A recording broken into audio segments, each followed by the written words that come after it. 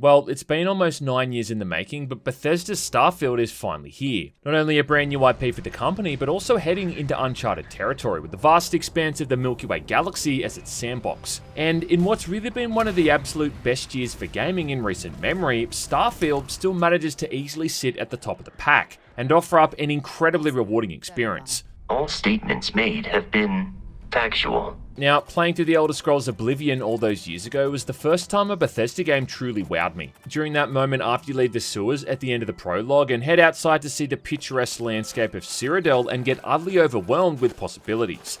That's a feeling that I got early on in Starfield. Again during its prologue sequence, as a spacecraft I'd soon come to call my own landed right in front of me, beckoning me to the stars and all those unexplored planets and star systems above.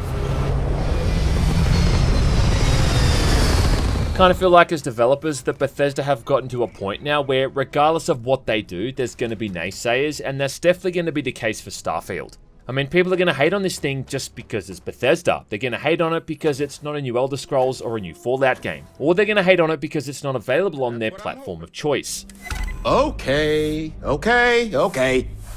You made your point. There was even one particularly brain-dead mouth breather on Twitter making gross assumptions about the game's development based off just how the main menu looked. I mean, that's the kind of bizarre, uneducated vitriol that some people seem to have for this thing. You think I like having to do this? I don't. And I'm sure like a week or so from now, there's going to be YouTubers putting out videos telling us how Starfield is the worstest thing ever made as well. And yeah, look, I'm not going to pretend like the whole thing is absolutely perfect, and I definitely experienced my fair share of bugs as well. Talk to me. But the fact of the matter is that Bethesda game studios have created something which a lot of people are going to be spending a lot of time with for the foreseeable future. And in the 45 plus hours I spent playing through this, I still felt like I was only really scratching the surface. This is great! And all I've done is enter my name! This is good news for the people who've been hyped up for this thing because they're definitely not going to be disappointed, but also bad news for the crowd of people who get upset over people liking things that they don't like. Stop having fun immediately! It manages to do so many new things, but then also still feel like it's tapping into that familiar creative well that these Bethesda games are known for. Bringing back some familiar gameplay features and mechanics, but also doing it on a much grander scale. I mean, it doesn't get much bigger and grander than hopping around entire planetary systems. You've got role-playing, ground combat, space combat, cooking, weapon modding, armor modding, bounty hunting, and exploration all within your grasp. And even just the simple thing of seeing your ship docked at a random spaceport and being able to hop into it, then take off into the unknown is the vibe that's been captured effortlessly. And you know what's even sadder is that in the time that Skyrim, Fallout 4, Fallout 76, and now Starfield have come out, we still haven't seen the full release for Star Citizen, Lamau. Now, I don't think I can really say that I'm fully reviewing this because there really is just so much stuff to cover here and so much you can do and experience, plus also quite a few spoilers, which I'd really rather not ruin. Say my name. I will say that I didn't really get to test every component, like I didn't really get to try out the melee combat for instance. Plus there's a late game mechanic in the form of building outposts on planets that I barely touched upon as well. This is kind of similar to Fallout 4 where you can have all these self-sustaining structures that even farm the nearby areas for resources. And if anything, the fact that I still hadn't explored everything the game had on offer after 50 hours of playtime, well that probably is just more to the game's favour as well. He's right, you know. Right, so in typical Bethesda fashion, you play as a nameless character during the game's opening. This time you're a miner who digs up some bizarre artifact, and after you come into contact with this thing, you get this really surreal 2001 style vision, seeing what looks like a map of some sorts amongst this field of stars, hence the name. After this, you're then thrown into that character creator, which a lot of people are going to spend a whole bunch of time in. Either self-inserting, because that's the patrician way to play these kind of games, or create some kind of horrifically ugly character for the memes, because, yeah man, that's never been done before. Oh my god! By the way, after that you meet a guy named Barrett, part of a group of people called Constellation who are devoting all their time and resources to finding all these artifacts and uncovering their purpose. That fun, huh? What follows after this is a bit of a tutorial that teaches you the basics of the game, from the ground combat, the ship combat, and then surveying planets, before you then end up at the city of New Atlantis and meet the other members of Barrett's group. Welcome to Constellation. We have a lot to talk about. And this is where you'll spend maybe like the first hour or so walking around and listening to exposition as all this information gets laid out. I see. So yeah, like the prologue is slow, but if you can't sit through an hour or so of exposition in a game you're expected to play for dozens of hours, well, then I don't know what to tell you except maybe learn a bit of patience. He's right, you know. Anyway, after that, you then get missions to head off to these different planets with all the individual members of Constellation to track down the artifacts. And it's almost kind of like a series of auditions for who's going to become your traveling companion. We're going to do great things together. All of us. Or even more than that if you want to put in the hard yards and try to jump their bones. Then truly nothing can stop us. It's almost kind of got that whole Mass Effect vibe to it, where each character's got their own backstory and unlockable mission, and you could spend hours just working through all of this stuff alone. I think it's also kind of awesome how your companion is able to comment on whatever you're doing at that point in time, so if you're in dialogue with someone during a mission, it's not uncommon for them to give their own 2 cents. Oh, I loathe the Trade Authority. Which is kind of insane given the sheer amount of missions on offer, and then considering how each of them can react differently to all your decisions. The feeling is not mutual, and I am not the one with whom you should be trying to curry favor, Marco. One of these side characters, a guy named Sam Coe, is even voiced by Adam Jensen himself, Elias Tefexis. And look, one thing I won't stand for is slander against this guy's voice talents. I mean, it's just nice to see this guy in something else after Back for Blood. Yikes. I've seen my fair share of scrapes.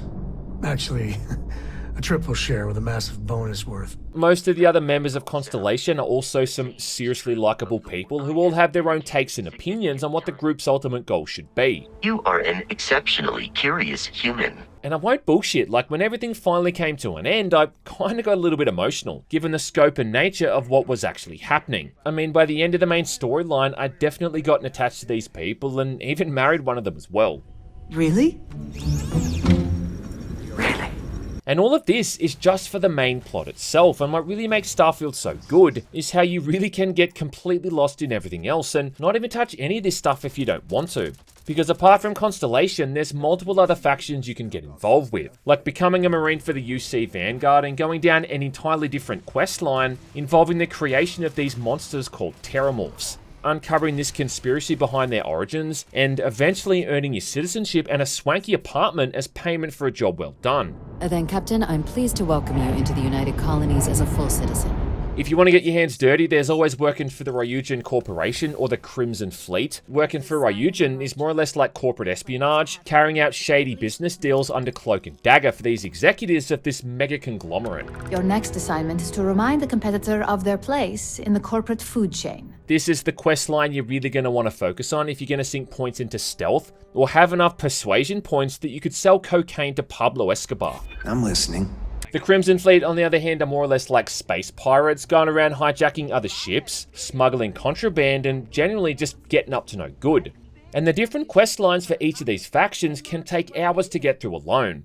And then aside from those main branches, you've got access to different mission boards, where you can complete randomly generated assignments for extra credits, so there's never really any proper end to any of this. Even joining these factions has a bit of an effect down the line, bringing up unique dialogue responses. Like at one point I could use my connections to the Crimson Fleet to talk down a small group of these guys from terrorizing some nearby civilians.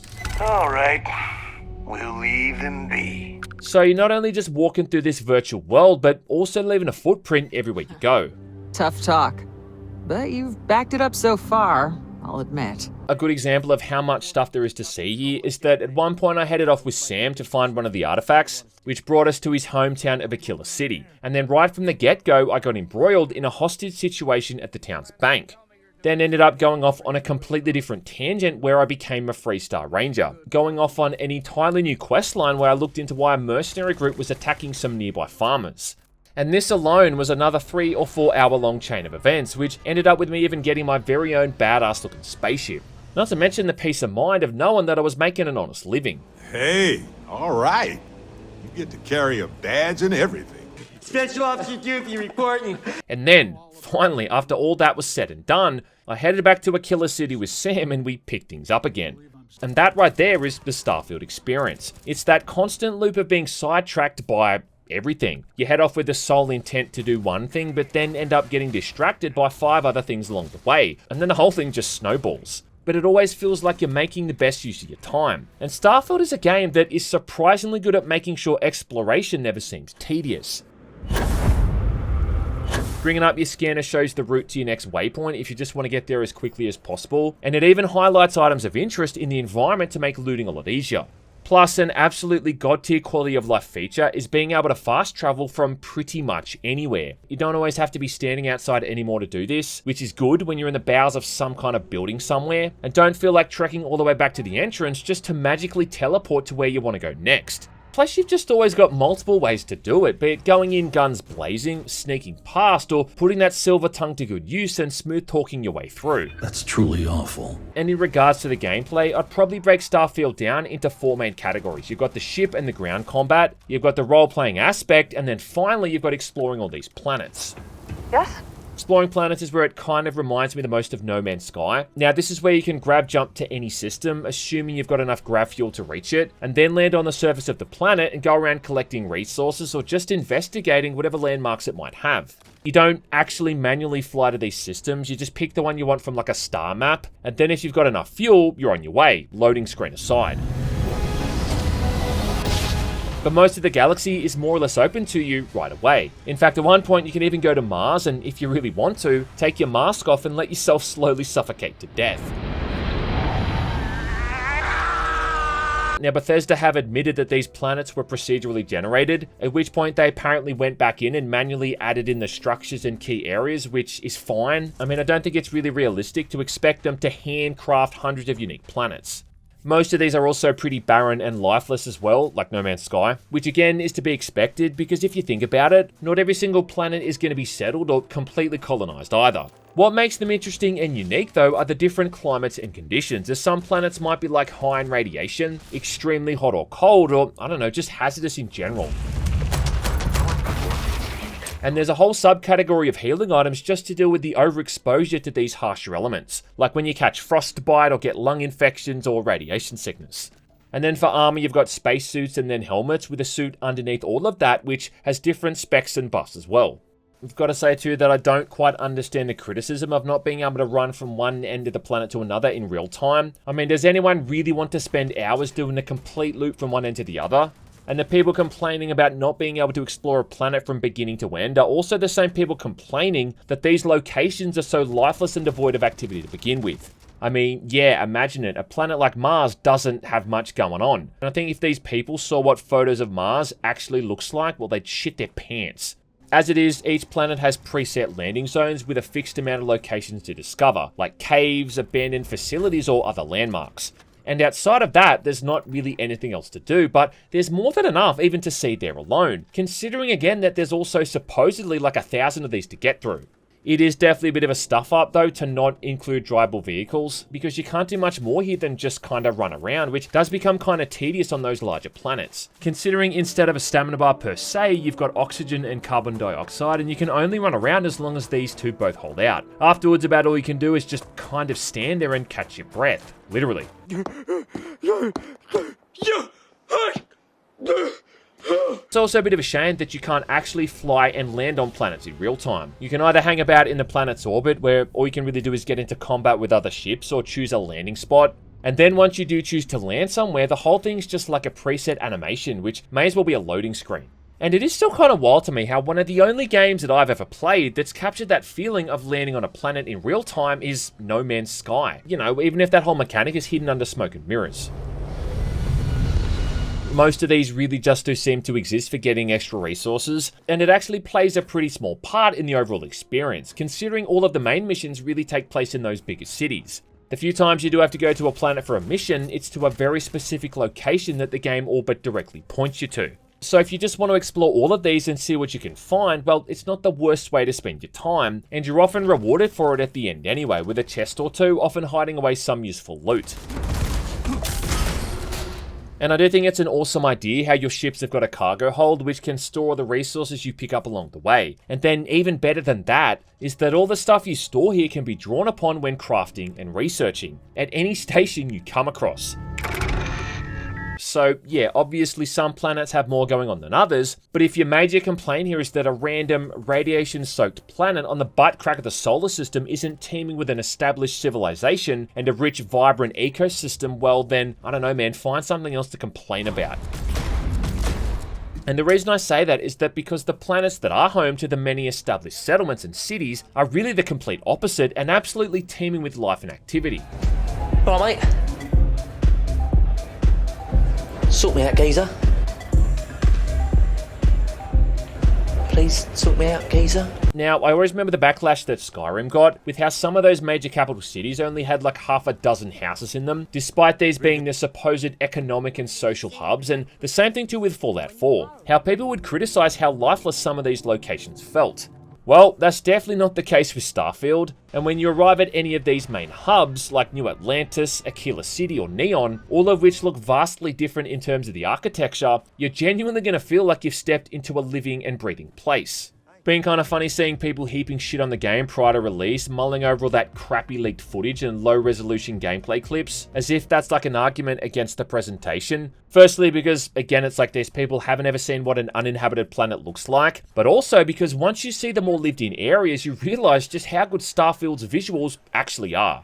I mean, these cities, man, are just jam-packed with visual detail. You've got all these various vendors and merchants, you've got bars and restaurants, there's nightclubs, recruitment centers for the Rangers and the Vanguards, not to mention dozens and dozens of NPCs, all just walking around and going about their daily business. Don't go causing trouble. New Atlantis is really true to its name. It's an idyllic, picture-perfect city that serves as a shining beacon for humanity, where the streets are clean and devoid of violence and crime. Hot diggity dog! This place is magnificent. Grab jump into this system along with the many others, and you'll even have your ship scanned for contraband to make sure you're playing by the rules. Scan complete. No contraband detected. You are cleared for landing at New Atlantis. Aquila City, on the other hand, is more or less like the Wild West, sitting somewhere between Tatooine and El Paso. Now, this is a smaller town out in the middle of the desert, surrounded by hostile creatures and a barren and harsh backdrop. And then Neon is kind of like Starfield's seedy underbelly, a place where gambling, drugs, and corruption run rampant. And if I ended up seeing Obi-Wan chasing after Jango Fett around here, well, it honestly wouldn't have surprised me. I mean, this whole area is a definite highlight, and my screenshot button hasn't had such a workout since the last time I played Cyberpunk. In fact, too, some of these areas in Neon kind of look like they could almost be taken right out of Night City. There's even a bunch of missions here taken on edgy street gangs and a drug smuggling crime syndicate working out of a warehouse. And this is only for 3 of the locations. Again, there's like dozens more out there just waiting to be found. Whip out a gun and start shooting at innocent people in these areas, and you'll even get law enforcement coming after you too. It is definitely a bit of a vanilla galaxy though in the sense of the population, and I mean, despite mankind being at the point where they can jump from system to system in the blink of an eye, you're still really only meeting other humans along the way. I mean, this thing ain't no Star Wars cantina, let's just put it that way. And I don't know where all the red lobster aliens with claws for hands are hiding, or the giant walking carpets are, but they're not in this game, that's for sure. Yeah, I'll get you, boy. Still though, the whole thing looks absolutely gorgeous with fantastic lighting and shadows, and the sheer amount of details in these different areas is just astounding. Like one random mine that I went through at one point had these giant crystal geodes coming out of the walls, and I literally mouthed the words "holy shit" when I first saw it. Spending time in a geode in space was not on my to-do list today. Starfield's the first game to run on the second iteration of the Creation Engine, and BGS have always gotten a lot of shit in the past over how their engines look and run, but I can't find too much to fault here because it really does look amazing at times. The draw distance when you're off exploring planets is just insane, and get to the top of a nearby mountain, you can get this panoramic view of your entire surroundings. Then when you're inside all these buildings and settlements, the areas are packed with countless props and other incidental items, making these places feel real and lived in. And it actually takes a lot of willpower for me to stop myself from just stealing everything that's not nailed down. Having your own ship and building that thing up is a really fun and addictive component as well. And that visual element of walking through your own ship, heading to the cockpit and being able to see outside is pretty cool as well. You're handling this whole captain thing really well, you know. It's just a really interesting vision of a potential future when mankind eventually takes to the stars. And I don't know what to say there except I just really dig it. Though I'm still not really sure if I want to live in a future where whiskey is sold in a juice box. Okay, that's just gross. I also have to mention the music composed by Inonzua, which really is just incredible at times. From that soft and almost kind of restrained tune that plays during the main menu, through to those more thumping tracks you hear during heavy combat. The music evokes a sense of awe and wonder, capturing the large scale of space travel and also that mystery of heading off into the unknown.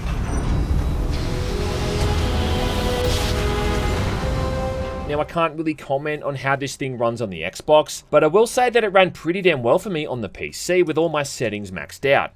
Load times on an SSD seemed to be brisk, and outside of a few hitches here and there when combat got heated, performance seemed to be more than decent. And that's all with an Nvidia 480, which is kinda worth noting considering this thing is supposed to be favouring people who've got AMD cards. The complete lack of an FOV slider is going to be a point of contention for some people without a doubt, and yeah, that's fair enough. Shipping a PC game in 2023 without an FOV slider is more or less like putting a giant flaming bullseye on your back. Either way though, the important thing is that Starfield definitely looks the part, and whether you're playing it at 30 FPS or upwards of 140, that's not going to change. Now, when it comes to completing missions and being a simple man making his way through the galaxy, it's entirely up to the player how they want to handle it. I pretty much always go for persuasion builds when I play RPGs like this, mostly because it can often save so much time, letting you pretty much skip over entire side tasks. And there's a lot of instances in Starfield where I've absolutely got out of doing menial chores for someone just by talking my way through it. Was considering. But it's always fun to go back in afterwards as well and see what would have happened if I decided to handle things a little bit less subtly. Yeah, we're good. Persuasion in Starfield is also kind of interesting because you've got multiple dialogue options to choose from when you're trying to turn the conversation in your favor, so it's a lot more than just, having the outright skill points. Well, Captain, you make some good points. Same thing with lockpicking and hacking, which have been combined into something called digipicking. Now, this is a mechanic where you've got to rotate all these shapes around and fit them into multiple slots. And the higher difficulties almost require you to think a few moves ahead, so it's more than just finding that sweet spot in the lock and then pressing a single button. Leveling skills up is also hidden behind mini challenges now, so if you're trying to level up something like pistols, you'll first need a certain amount of kills before you can unlock the next tier, requiring you to actually invest time into that specialty. And then some of the other mechanics like sneaking and pickpocketing are locked out entirely, to the point that you could go through an entire playthrough without even using them once. The other cool feature is those little character traits you can choose from during the character creator, which are like bonuses and handicaps to make your playthrough more unique. For instance, I set a trait at the beginning of the game that made me a wanted man, which meant that I'd be ambushed by bounty hunters at random, which I thought would be a fun little addition to keep me on my toes. I also tried to make sure that I got addicted to chems as much as possible, to really capture that living on the razor's edge lifestyle that I was trying to roleplay. Done. A little more caution next time. Anyway, little did I know that these bounty hunters would attack me in space, and the first time it happened, I got absolutely fucking obliterated because I hadn't put any points into improving my piloting skills. For one of those Raijin missions as well, you've got to sneak to a facility to hack into computers and steal a bunch of important stuff, and this one is pretty much impossible without putting some serious points into the stealth build as well. Stealth does seem to be simply a matter of just putting enough points into the skill until people don't spot you anymore, but it still requires an investment on the player's part to actually be effective. And it was around that time that I started to realize that this is not a jack-of-all-trades kind of game, where you can just half-arse your way through a bunch of different playstyles.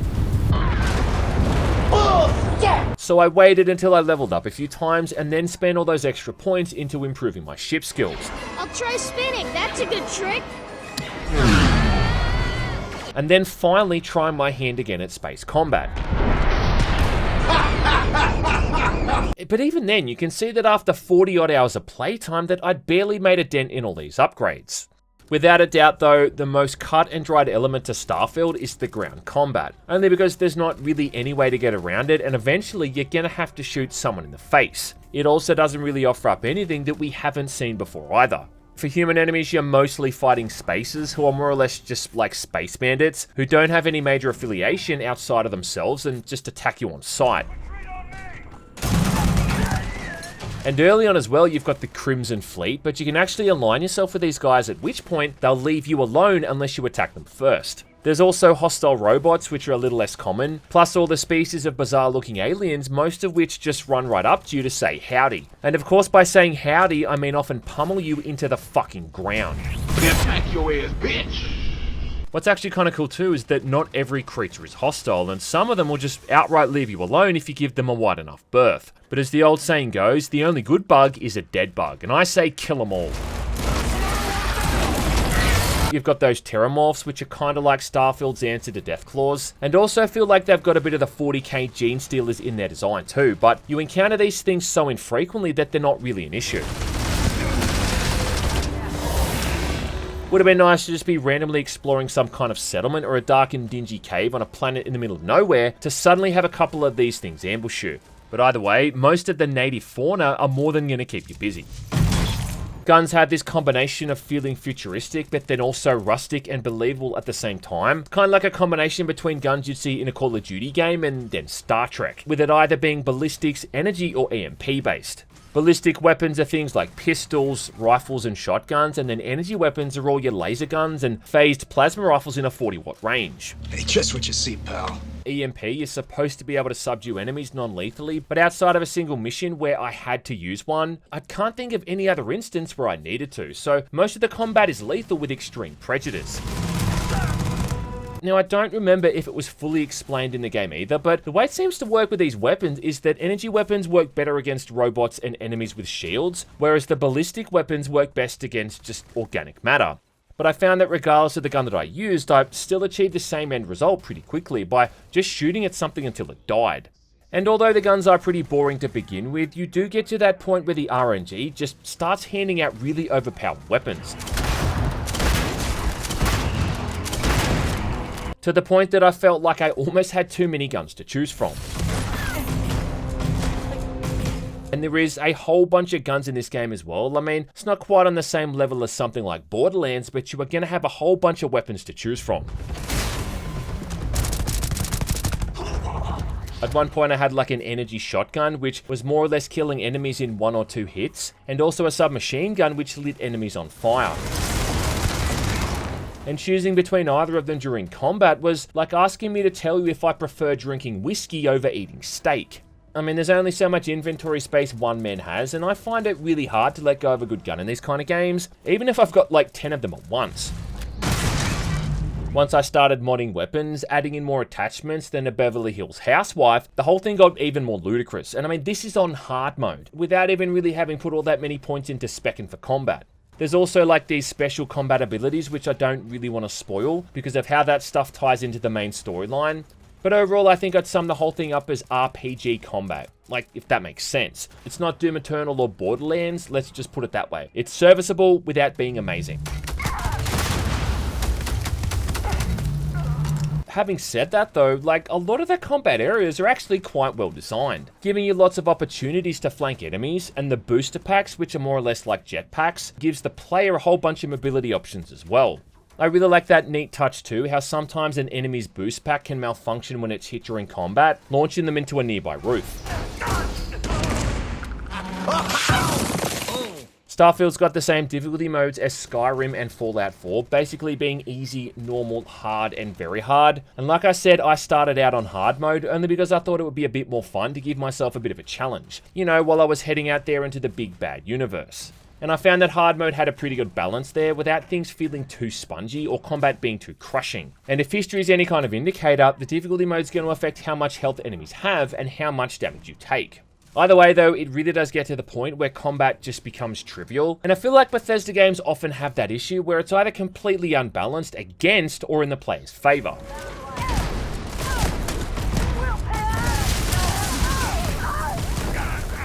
But I don't know man, like maybe that's a good thing, you know, that you're leveling up to the point of a power fantasy.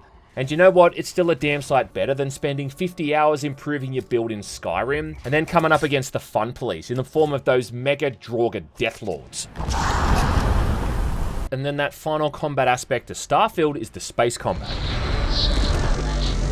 Now, the ship that Barrett gives you during the prologue is intended as the first of many, and although about all you can do early on is hop to nearby systems, eventually you can make grab jumps across multiple systems at once, heading off into the dark recesses of space, which of course involves getting into plenty of dogfights along the way. Ship combat is painfully average at first, but like everything else, once you put a few points into it, it definitely becomes more enjoyable. I know we're in trouble, just hang on! One of the earliest skills you can unlock here is the ability to target specific components of a ship, from each individual weapon so they can't fire back, to even their engines or grav drives so they can't even escape. In fact, if you take a ship's engines out, you're able to dock onto it and take out the remaining survivors on foot. It's kind of like the VAT system in the Fallout games, only applied to space combat instead, and it's a mechanic that you could almost gloss over entirely. And then working on your ship and customizing it is almost like another character creator entirely. And I've spent hours just tinkering around with this component alone, decking my ship out with extra guns or changing around the configuration and layout of its build. I like to how when you get back to your ship, you can either go straight to your cockpit or have the option to simply board it, in case you just want to walk around and maybe shoot the shit with your crew. I'm up for a little adventure. And that aspect of being able to add on a crew as well gives you bonuses depending on their own individual stats, so it's like another layer of customization on top of everything else. And it again adds in completely unique dialogue options when you're in combat as well.